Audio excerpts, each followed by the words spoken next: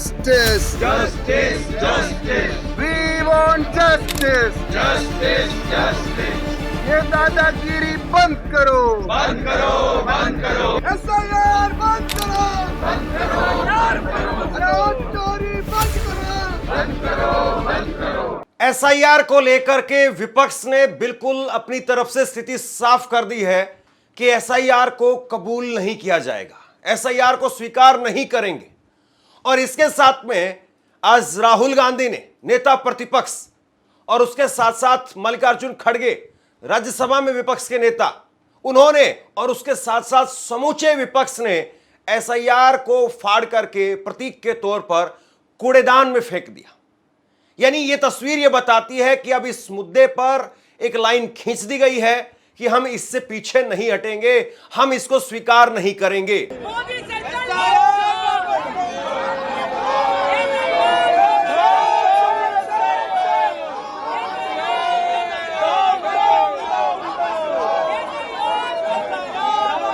We want justice. Justice, justice, We want justice. justice, justice. ये दादागिरी बंद करो. बंद करो, बंद करो। पूरा विपक्ष आज एसआईआर के खिलाफ एक बार फिर से संसद में और बिहार के अंदर विधानसभा में दोबारा से नारेबाजी करता हुआ नजर आया। लेकिन सरकार अभी भी तैयार नहीं है, ना तो दिल्ली के अंदर और ना ही पटना में।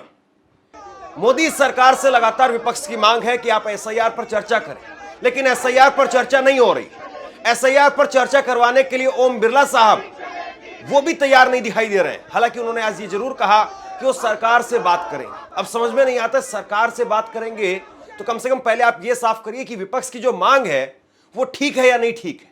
और विपक्ष आपसे मांग कर रहा है, आप सरकार से बात करेंगे, आप ये कह रहे हैं। आपको ये कहनी चाहिए कि इस मुद्दे पर सरकार से चर्चा के लिए बात करेंगे। और सरकार से क्या बात करेंगे कि इस पर चर्चा होनी चाहिए कि नहीं होनी चाहिए। चर्चा होनी चाहिए या नहीं होनी चाहिए यह तय करने का काम स्पीकर का होता है। लेकिन ओम बिरला साहब क्या कह रहे हैं, सरकार से बात करें। माननीय सदस्यगण, मैंने हमेशा सदन में ये प्रयास किया है कि सदन चले, और विशेष रूप से प्रश्नकाल के समय मेरा हमेशा प्रयास रहता है कि प्रश्नकाल माननीय सदस्यों का समय होता है और उस पर व्यापक चर्चा होनी चाहिए, और चर्चा में सरकार की जवाबदेही भी क्या होती है। लेकिन पिछले मैं कुछ दिनों से देख रहा हूं कि सदन को नियोजित तरीके से बाधा करी जाती है, तख्तियां नारेबाजी की जा रही है। माननीय सदस्यगण, अगर आपको कोई मुद्दों पर चर्चा करनी है, कोई विषय पर चर्चा करनी है, तो आप आए। मैं हर मुद्दे पर सरकार से बात कर और चर्चा का रास्ता निकाला जा सकता है। लेकिन हम केवल आते ही सदन के अंदर या सदन के बाहर तख्तियां नारेबाजी करें, ये उचित नहीं है। आपको लगता है आप आइए, मैं सरकार के प्रतिनिधियों को बुलाता हूं, आपको बुलाता हूं, मुद्दों पर चर्चा करें, विषयों पर चर्चा करें। लेकिन ये तरीका ठीक नहीं है। दुनिया का सबसे बड़ा लोकतंत्र है। हमारे पीछे 20-20 लाख लोग बड़ी अपेक्षाओं से सदन को देखते हैं। लोग देखते हैं हमारे मुद्दों पर, हमारे विषयों पर, हमारी आकांक्षाओं, हमारी चिंता पर सदन पे चर्चा होगी। आप तख्तियां लेकर नारेबाजी करते हैं, ये उचित नहीं है। आप सदन नहीं चलाना चाहते, सदन में चर्चा नहीं करना चाहते। नियोजित गतिरोध लोकतंत्र के लिए उचित नहीं है। आप आकर मिले, मैं हर विषय पर चर्चा के लिए आपकी सहमति बनाऊंगा। लेकिन प्रश्नकाल के अंदर कोई विषय के अंदर केवल माननीय सदस्य जिनका प्रश्न है उनको ही बोलने का अवसर दिया जाता है। ये अच्छी परंपरा प्रपाटी रही है। हमें प्रयास करना चाहिए, किसी विषय पर गतिरोध हो तो हम अच्छी परंपराएं प्रपाटी रही है। सदन के सरकार और प्रतिपक्ष बैठकर चर्चा करती है। मैं फिर आपसे कह रहा हूं, आप आइए, हर चर्चा गतिरोध को समाप्त करेंगे। सरकार के प्रतिनिधि होंगे, आपके प्रतिनिधि होंगे। अगर कुछ मुद्दों पर समाधान निकलता है तो उचित नहीं है, नहीं तो आपको अपनी असहमति दर्ज कराने का लोकतंत्र में अधिकार है। लेकिन असहमति किस तरीके से दर्ज होनी चाहिए, असहमति किस तरीके से होना चाहिए, ये संसदीय लोकतंत्र की परंपराओं परिपाटी के अनुसार होना चाहिए। आप सदन नहीं चलाना चाहते, सदन में चर्चा नहीं करना चाहते हैं। कीर्तिवर्धन जी, आप कुछ बोलना चाहते हैं? प्रश्न संख्या 81 Shri Subba Narayan ji. So the statement is next to the floor on the table of the House. Shri Selvaraj जी, माननीय कीर्तिवर्धन जी, So the statement is laid on the आप table अगर of the सदन House. नहीं चलाना चाहते तो सदन की कार्रवाई आज 2 बजे तक के लिए स्थगित की जाती है। और इसके बाद में जब बात नहीं बनी तो विपक्ष ने सदन के बाहर निकल करके पहले नारेबाजी की और फिर उसके बाद में एसआईआर को प्रतीक के तौर पर फाड़ करके कूड़ेदान में फेंक दिया।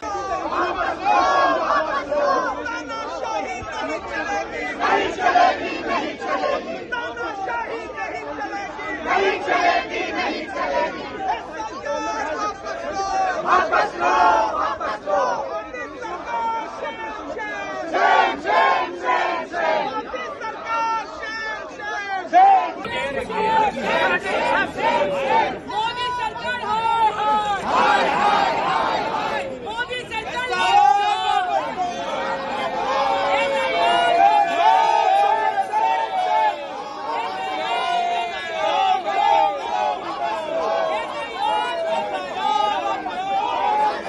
संसद के मानसून सत्र के 5वें दिन विपक्ष ने बिहार वोटर वेरिफिकेशन मुद्दे पर संसद परिसर में विरोध प्रदर्शन किया।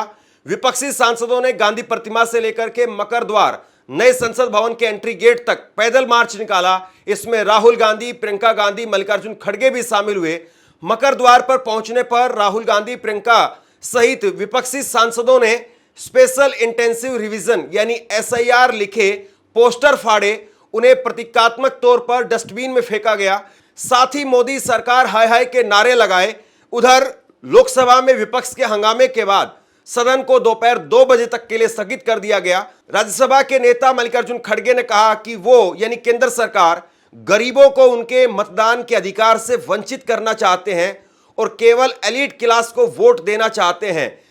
केंद्र सरकार संविधान का पालन नहीं कर रही है। एसआईआर के खिलाफ हमारी लड़ाई जारी रहेगी।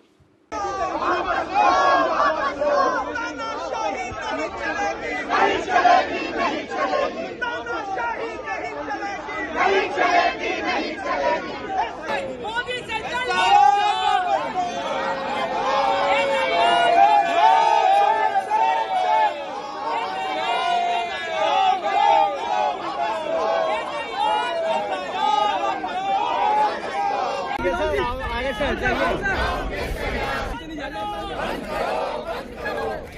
तैयार वापस लो, वापस लो, वापस लो। We want justice, justice, justice, we want justice. Justice, justice. कुल मिलाकर के अगर कहें तो विपक्ष ने जो है इस मुद्दे पर अपने पैर जमा दिए और पूरा इंडिया गठबंधन वो कह रहा है कि हम इससे पीछे हटने के लिए तैयार नहीं है। चुनाव आयोग की भी सफाई आ गई है। चुनाव आयोग ये भी कह रहा है कि हमारा काम भी पूरा हो गया और कल आखिरी तारीख है।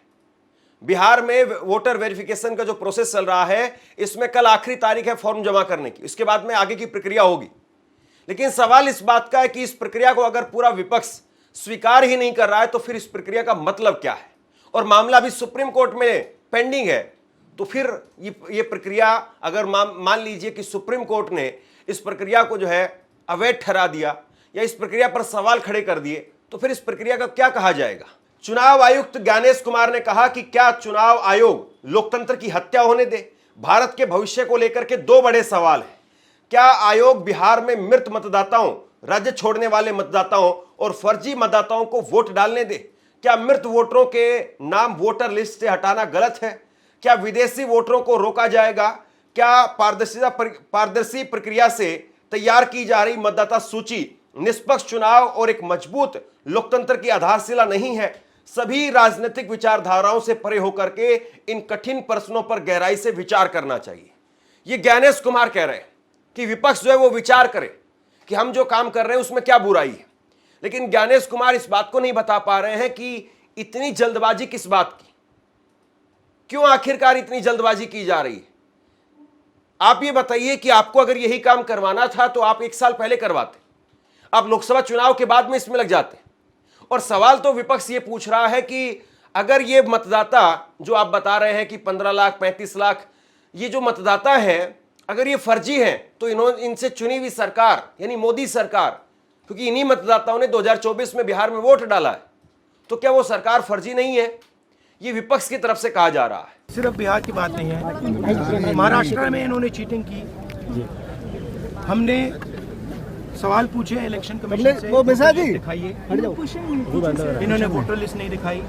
हमने कहा कि वीडियोग्राफी दिखा दीजिए, वीडियोग्राफी का कानून बदल दिया।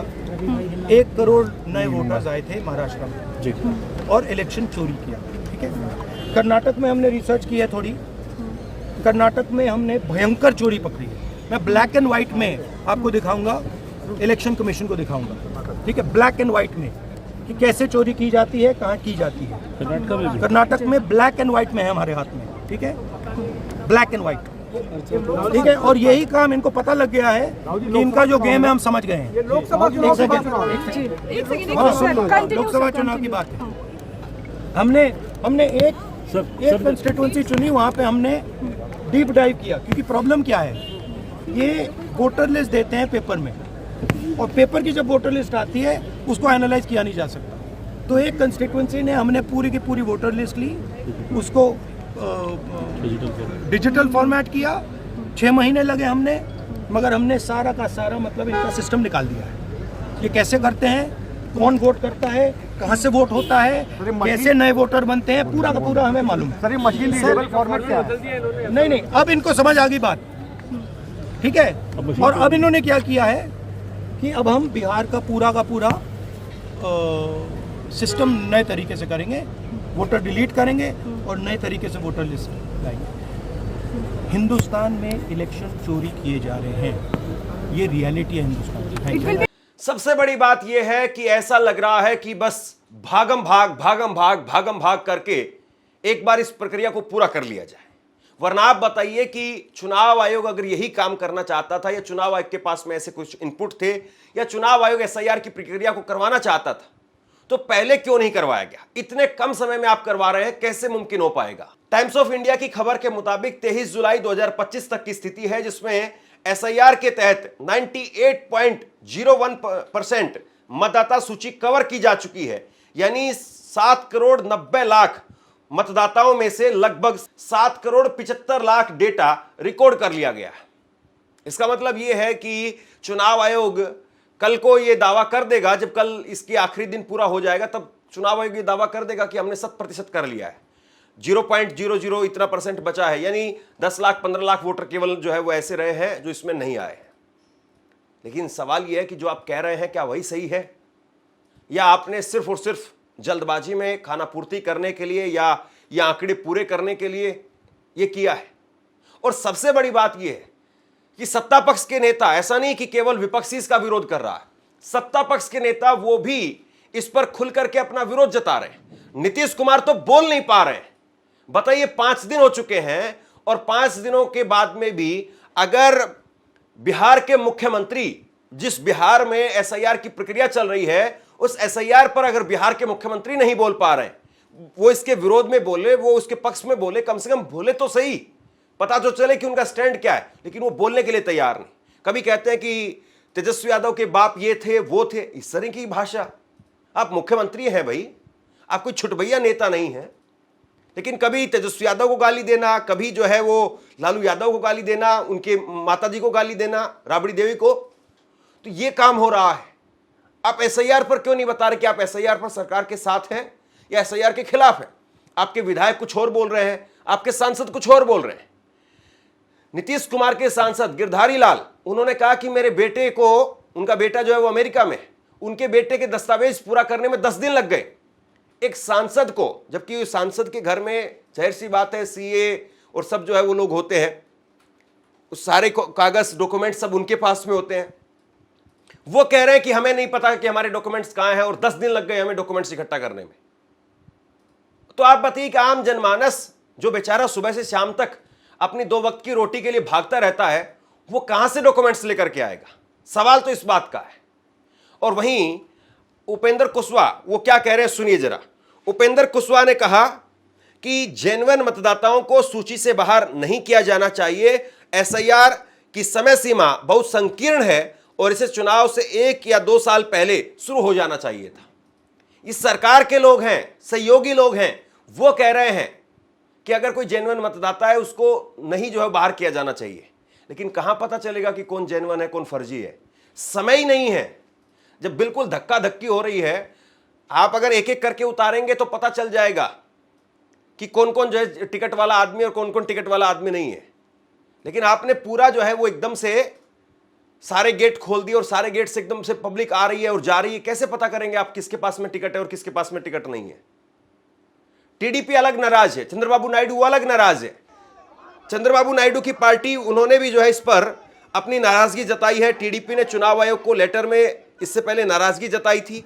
मंगलवार को टीडीपी ने चुनाव आयोग को 4 पेज का एक पत्र सौंपा और इसमें तेलुगु देशम पार्टी ने कहा था कि एसआईआर का उद्देश्य स्पष्ट होना चाहिए, इससे नागरिकता वेरिफिकेशन से अलग रखा जाना चाहिए, यह चुनाव से कम 6 महीने पहले पूरा हो जाना चाहिए, वोटर पर कोई बोझ नहीं डलना चाहिए। सबसे बड़ी बात यह है कि विपक्ष यह कह रहा है कि ये बैकडोर से सरकार एनआरसी लेकर के आई है। वैसे तो सरकार की हिम्मत नहीं थी कि वो एनआरसी करवा सके, लेकिन अब बैकडोर से एनआरसी लेकर के आई है सरकार। और अब इस बात को सहयोगी भी कह रहे हैं, क्योंकि उनको भी पता है कि कल को ये उनके राज्यों में होगा, कल को ये पूरे देश में होगा। और विपक्ष इसीलिए इस बात पर अड़ गया है, क्योंकि अगर एक राज्य में हो गया तो फिर पूरे देश में होने से इसे आप नहीं रोक पाएंगे, और अगर पहले ही राज्य में इसको रोक दिया गया तो फिर पूरे देश में यह नहीं हो पाएगा। अब देखना यह है कि विपक्ष ने पूरी तरह से अपने पंजे गाड़ दिए हैं। चुनाव आयोग और सरकार इस पर कहां तक जाते हैं? आप क्या सोचते हैं? नीचे कमेंट बॉक्स में लिख करके जरूर बताइए। इस खबर को शेयर कीजिए। धन्यवाद।